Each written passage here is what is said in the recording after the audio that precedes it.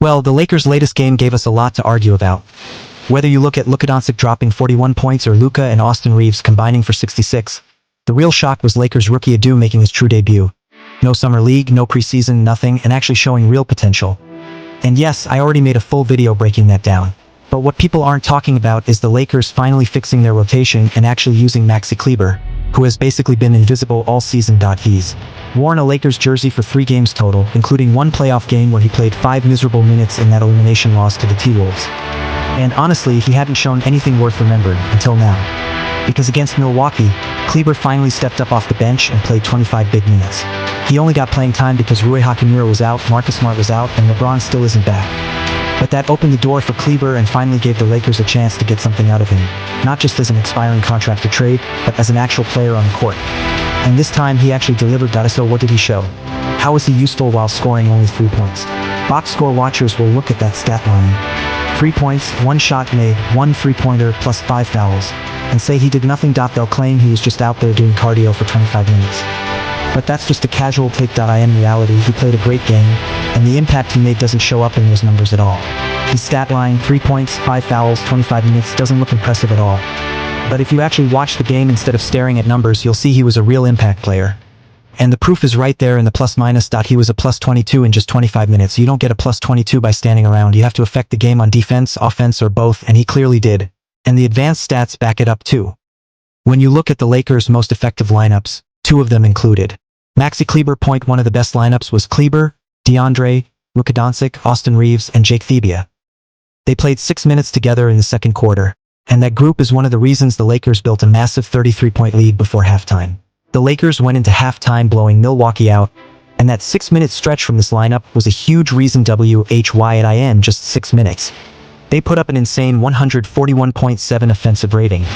Yes, it's a small sample size, but those numbers are crazy. Their defensive rating was even more unbelievable, 38.5, the best defensive stretch any Lakers lineup has had all season in over 5 minutes of play, and the net rating, a ridiculous plus 103.2, the best of any lineup the Lakers have used for more than 5 minutes. And during that run, they basically locked Milwaukee in cage. They didn't allow a single field goal and almost held them scoreless for 8 straight minutes in the second quarter. Deandre was locking up Giannis at the rim, and Kleber was giving elite help defense, even taking a few direct matchups against Giannis and holding his own.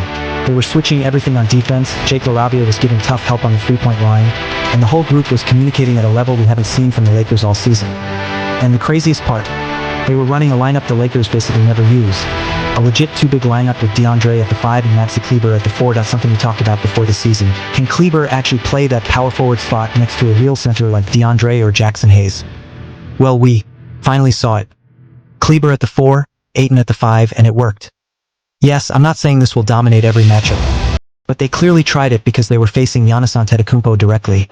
And when you face Giannis, every team talks about building a wall.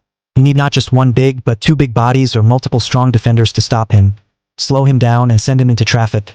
And yes, foul him hard because he's not exactly automatic from the free throw line. That's exactly what they did with the Ayton and Kleber combo. And you can't ignore Luka, Austin, and Jake LaRavia either. They all played tough, locked-in defense. This 5-man lineup worked perfectly for this matchup. And it didn't stop with Deandre and Kleber. When Deandre checked out and Jackson Hayes came in, Kleber stayed on the floor, forming another powerful 5-man unit with Maxi, Luka Doncic, Jackson Hayes, Jake LaRavia, and Dalton Knecht, who subbed in for Austin Reeves. They closed the second quarter with that group, then played it again late in the third and early in the fourth.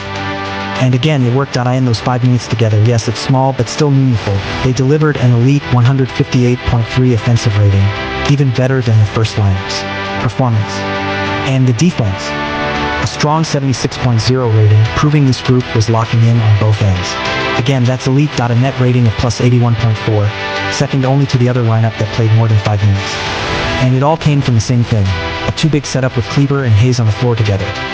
Kleber gave them real spacing by knocking down his 3, and he played strong, smart defense. His ability to rotate, switch, and cover ground in this matchup was insanely valuable, and it's something he might actually carry forward. I'll be honest, I haven't seen Maxi look this good since his Dallas Mavericks days. We've barely seen him in a Lakers jersey, but last night against Milwaukee he looked damn good.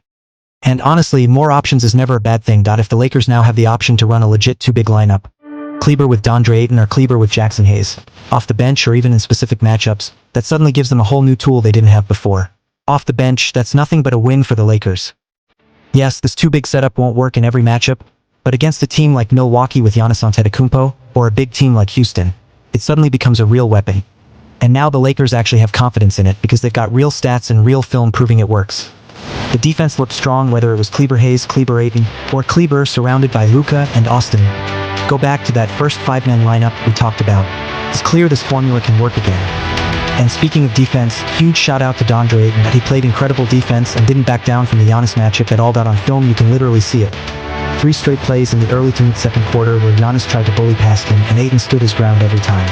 Ayton held his ground perfectly and even got a block, or at least a strong contest, on Giannis' shot, and that pressure carried into the next play. Giannis switched up his approach because he realized he couldn't just run straight through Ayton, especially with Maxi right beside him forming that wall we talked about. Giannis had no clean lane to the rim, and if he tried forcing it, he was getting called for a charge, so he tried to dish it to Bobby Portis in the post. But Jake LaRabia was all over. LaRabia tipped the pass, and with Ayton, Kleber, LaRabia, and Luka Doncic all crowding that side, there was no passing lane at all. The Lakers forced the turnover and Luka dove on the floor for the ball, pure hustle, and then later, in the mid-fourth quarter when Milwaukee tried to make a run, Kleber once again took the Giannis assignment.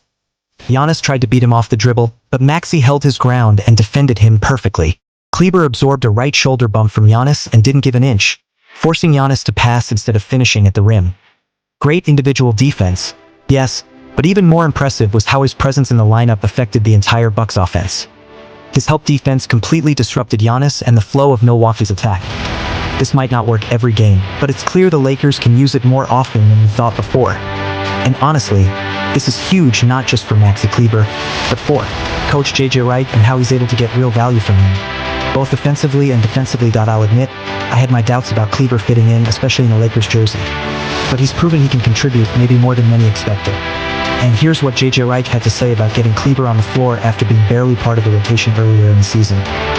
Creating clarity for our team, and we were actually able to go out and execute that, and that's a credit to our guys. And the second thing is that Maxi Kleber has not been in the rotation all season. He's played in a couple blowouts. Knew he was going to be part of the rotation tonight. Guy scores, he makes one basket, but had a huge impact on the game with his physicality, his talk, and just what I would describe as what we want Lakers spirit to be. Just being a great teammate. And on the court, the defense, the rebounding, the all the stuff that are winning basketball plays, he was a big part of that tonight.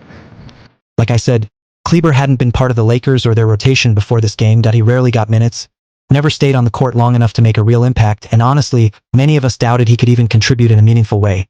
But last night, against Milwaukee, he proved a lot of those doubts wrong. He played solid defense, helped disrupt Giannis Antetokounmpo, provided spacing with his three-point shooting, and showed he can actually fit into complex lineup combinations that JJ Wright might use going forward. This wasn't just a lucky performance. He looked confident, smart, and impactful on both ends of the floor. And the lineups the Lakers ran with him, whether Kleber with Ayton, Hayes, or even surrounded by Luka Doncic, Austin Reeves, and Jake LaRabia, looked completely different from anything we've seen this season. Those combinations created real defensive stops, built huge leads, and gave the Lakers spacing and versatility they've been missing all year. Obviously, we have to remember they were missing Hachimura, Marcus Smart, and LeBron, so it's not a perfect test. But the results were promising enough that this could become a repeatable weapon in future matchups. The question now is, will this last, or was it just a one-game fluke? Either way, Kleber's performance gives JJ Wright options he didn't have before, and it gives the team a chance to try out more aggressive and flexible rotations in key games. What do you guys think? Is this the new Maxi Kleber the Lakers needed? Could these lineup ideas actually stick? Drop your thoughts below. If you enjoyed the breakdown, please subscribe to the channel if you haven't already, and hit the notification bell so you never miss a video. Thanks for watching, and enjoy your day or night.